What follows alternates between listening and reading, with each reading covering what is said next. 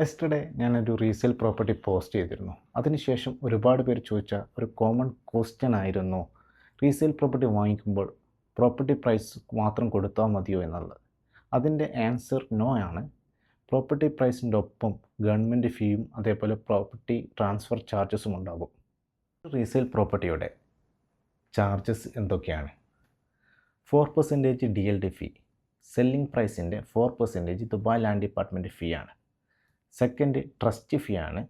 500,000 above ആണെങ്കിൽ 4,200ഉം 500,000 താഴെയാണ് വരുന്നതെങ്കിൽ 2,100ഉം ആണ് ട്രസ്റ്റ് ഫീ വരുന്നത്.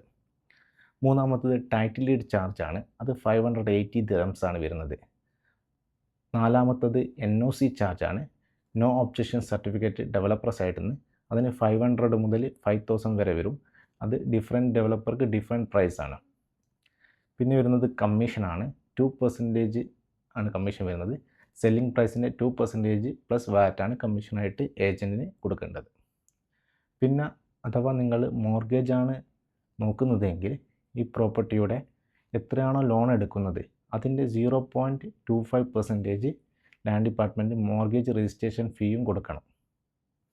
ഇത്രയും ഡീറ്റെയിൽസ് വെച്ച് നമ്മളൊരു 1.3 മില്യൺ പ്രോപ്പർട്ടിയുടെ ഒരു എക്സാമ്പിൾ നോക്കിയാലോ.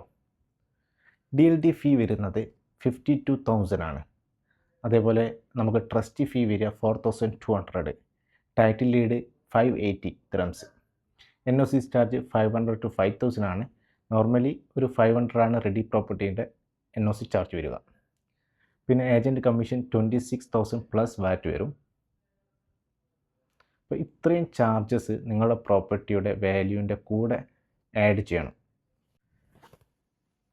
ഞാനീ പറഞ്ഞതിൽ എന്തെങ്കിലും ഡൗട്ട് ഉണ്ടെങ്കിൽ ജസ്റ്റ് റീസെയിൽ എന്ന് DM ചെയ്യൂ.